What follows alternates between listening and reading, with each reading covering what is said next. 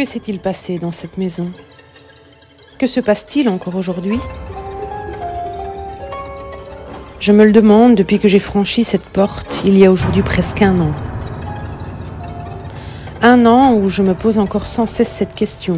Était-ce réel? Ce que nous avons vécu ce jour-là n'était peut-être que le fruit de notre imagination? Les témoignages des gens qui s'y sont rendus sont-ils fondés? Ou servent-ils à alimenter les rumeurs qui hantent ces murs? Appelle-moi un homme, est-ce que c'est un monsieur qui vivait tout seul? Je me prends un stress. J'aime vraiment pas. Il y a un truc ici, j'aime pas ça, quoi. Un dimanche de février, je me mets en route avec mon ami pour un road trip assez loin de chez nous. Il est tôt, 6 heures tout au plus, lorsque la neige dépose doucement son manteau sur l'horizon. Le froid glacial n'aidant pas à améliorer notre fatigue accumulée durant cette journée, je me laisse croire à l'heure actuelle, en écrivant ces lignes, que ce climat a altéré notre perception des faits vécus ce jour. Nous savions, avant de nous y rendre, que l'ambiance était extrêmement lourde dans cette bâtisse. Peu de lumière, du mobilier d'époque, des lits faits, des photos de famille à tout va et de la moisissure qui donne à cette maison une odeur pesante. On nous a également raconté que ce lieu a la particularité d'éveiller vos sens, comme une impression constante d'être suivi ou que quelqu'un vous observe à travers le papier peint, lentement décollé par le temps. De ce fait, l'exploration se déroulerait rapidement, avec le besoin constant de laisser la porte ouverte, comme si l'oxygène lui-même n'y était plus convié. Il devait être 13 heures lorsque je gare la voiture. La neige ne tombait plus, mais s'était accumulée de quelques centimètres sur le sol. Chaudement emmitouflés dans nos manteaux et vêtements chauds, le froid traversait malgré tout nos membres, nous procurant une chair de poule tiraillante. Était-ce dû à cela que ma nuque s'était raidie au moment même où j'ai levé les yeux sur les fenêtres de la façade recouvertes d'un voile grisâtre? La bâtisse se présente à nous, un corps de ferme en U d'une banalité déconcertante.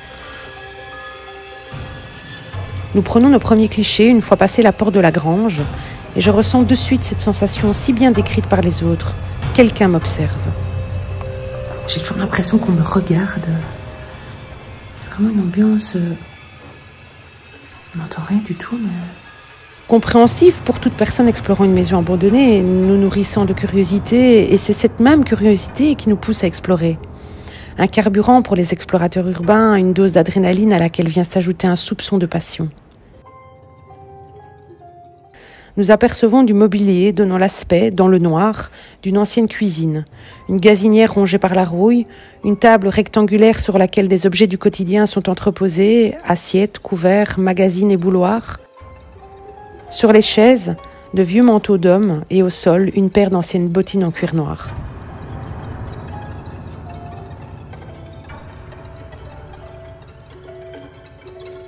À ma droite, un évier profond sur lequel est appuyée une béquille, des boîtes de nourriture pour chat par dizaines et un vieux frigo. Jusque-là, je me dis que ce spot est magnifique et je m'empresse de filmer toute la cuisine. Je laisse la porte derrière moi ouverte, le vent ne soufflant plus du tout. J'aurais pu la refermer derrière moi, mais quand j'y repense en écrivant ces lignes, une part de moi me rassurait à l'idée de ne pas le faire. Je termine de recueillir les images de la cuisine quand je décide de passer dans la pièce à gauche de celle-ci, une pseudo-salle à manger, glaciale elle aussi, totalement enfermée de noir.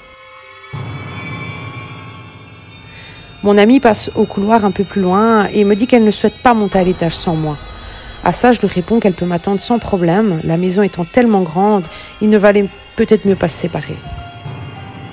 Il faut savoir également que nous devions être très discrètes, pas trop parler, faire le moins de bruit possible, car nous étions en plein cœur d'un petit village paisible un dimanche après-midi. Vous imaginez bien qu'un rien aurait pu attirer l'attention sur notre présence.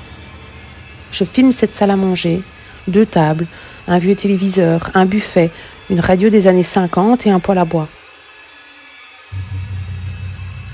Sur une des tables, une série de photos de famille en noir et blanc ont été mises en scène, ainsi qu'une boîte contenant les cerclages d'une vingtaine de vieux cigares. Je place le faisceau lumineux sur le mur et découvre une photographie encadrée dans un cadre métallique doré. Un jeune homme, la vingtaine à peine, portant des lunettes, habillé d'un costume et d'une cravate, ne regardant pas l'objectif. Vous savez, lorsque vous regardez une photographie d'un portrait dans les yeux, cette sensation que les yeux vous suivent, eh bien là, il regardait derrière moi. Et c'est à cet instant que mon cœur s'envahit de fourmis. Ma nuque se resserre de plus en plus et je me persuade que quelqu'un est là, juste derrière moi, mais à quelques centimètres. Je vais même jusqu'à entendre un craquement.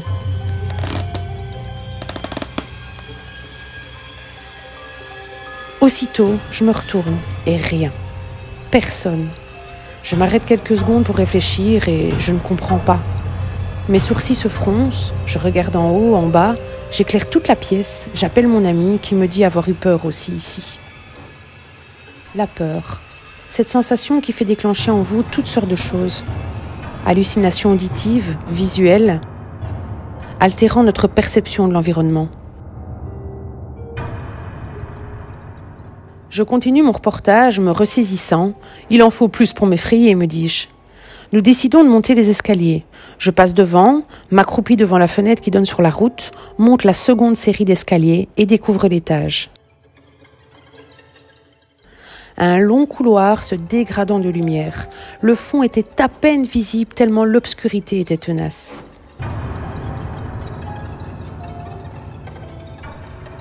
À ma droite, une première chambre, avec un lit sur lequel on avait déposé 2 anciennes béquilles en bois rongées par les mites. Une tapisserie à moitié décollée, laissant percevoir différentes taches grises d'humidité.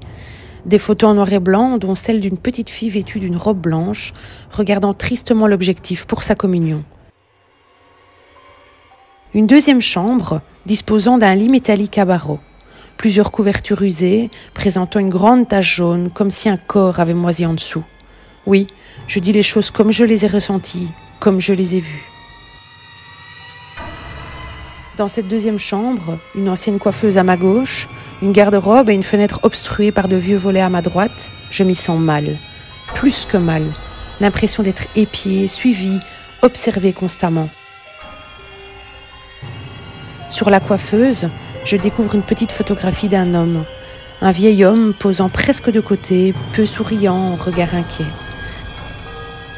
À côté de lui, un ancien lecteur et enregistreur de cassettes, ouvert, laissant apparaître une cassette audio. Aujourd'hui, je me demande encore ce qu'elle contenait. Aurions-nous dû l'écouter? Aurions-nous dû partir? Je ne vous parle pas non plus des différents objets religieux présents qui ont alimenté la froideur du lieu. Du crucifix sur pied posé sur la table de nuit, en passant par une statue de la Vierge en fonte et un chapelet, cette chambre, c'était ça le problème. C'est elle qui engloutit tout ce qu'il reste de bon dans cette maison. Un véritable gouffre de froideur, d'obscurité, de peur et d'abandon. Je décide de monter plus haut, au grenier. J'y découvre une vieille robe grise et trouée, pendue sur une corde à linge, un lit à peine construit, un fumoir qui ressemble plus à un cachot. Plus d'1 heure s'est écoulée depuis notre arrivée. La fatigue, la peur et le froid rongent nos corps et tout bascule. Mon amie monte me rejoindre, paniquée, le regard prostré, et me dit qu'elle a la sensation d'être suivie, que cette impression est réelle, elle veut rester près de moi. Je suis en train de faire une photo et j'entends comme si quelque chose bougeait. C'est le rideau? Non, même non, parce que j'étais face. Et c'était de l'autre côté, tu vois. Et je me suis retournée, et je sais pas, j'ai eu peur, et j'ai senti quelque chose, tu vois. Et je me suis parée dans le couloir. Et je regarde autour de moi et j'avais vraiment l'impression qu'on est suivi. Oh, mais j'ai la même impression depuis qu'on est en bas. On dirait qu'on est suivi, quoi.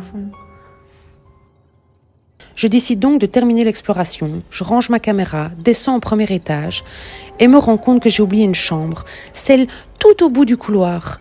Elle me dit que cette chambre contient un lit et quelques anciennes valises. Mais je veux aller la voir et je lui dis qu'après ça, nous partirons.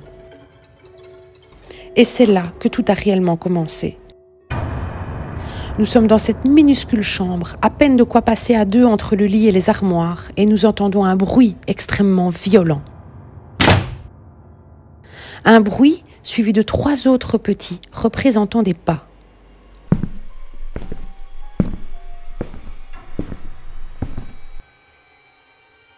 Nos cœurs battent la chamade. Nous déployons sans le savoir le maximum de nos sens auditifs, allant jusqu'à fermer les yeux pour écouter, mais rien. Je regarde mon ami et porte mon index à mes lèvres, l'invitant à ne plus faire aucun bruit. Reste là, bouge pas. Mais plus rien ne se passe. Un silence morbide, juste le battement rapide de nos cœurs et notre respiration qu'il nous était impossible de calmer. Nous avançons pas à pas dans le couloir, doucement vers l'escalier, afin d'observer à travers la rambarde quelqu'un, quelque chose, n'importe quoi, mais rien. Personne.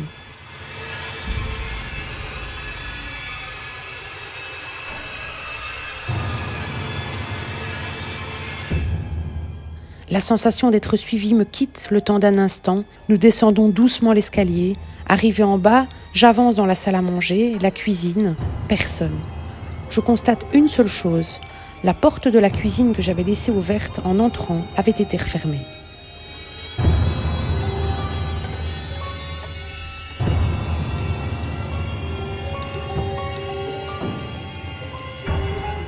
Je respire, me rassure, esquisse même un sourire. C'était un courant d'air. Et mon amie me dit « Oui, mais les bruite pas alors !» Et je me rends compte qu'elle aussi les a entendus, pensant que mon cerveau m'avait juste joué des tours. Ne sachant pas ce qui se passe, nous décidons de sortir dans le jardin, par la porte de derrière, pour prendre l'air. On se rassure et je passe un coup de téléphone à mon compagnon, lui expliquant notre histoire. Il me dit que ça ne l'étonne pas, qu'il aurait dû venir avec nous et que ce lieu est étrange et nous demande de partir. Mais me voilà prise entre deux volontés, partir ou continuer l'exploration pour comprendre.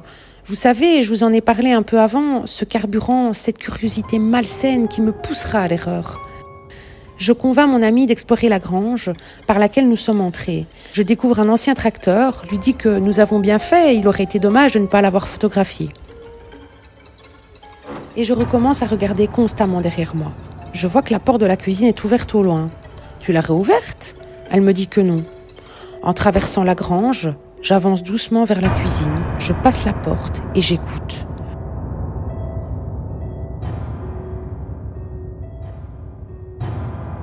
Un silence malsain, aucun souffle de vent, et je me rassure encore, il n'y a bel et bien personne ici. Nous traversons la cuisine, le couloir d'entrée, pour sortir de nouveau par la deuxième porte donnant sur le jardin. Je souffle une bonne fois, je regarde mon ami, je prends de l'assurance et je dis à voix haute « Allez, salut hein, les esprits !» C'est à ce moment précis qu'une porte se referme de nouveau, et encore plus violemment que la fois précédente. Nous nous sommes encourus le plus vite possible et le plus loin possible de la maison. En courant sur la route, je jette un dernier regard sur les fenêtres du haut et je pense, c'est pas possible. Nous sommes entrés dans la voiture, j'ai allumé le moteur et j'ai roulé. N'importe où, droit devant, mais je ne voulais qu'une chose, quitter ce village.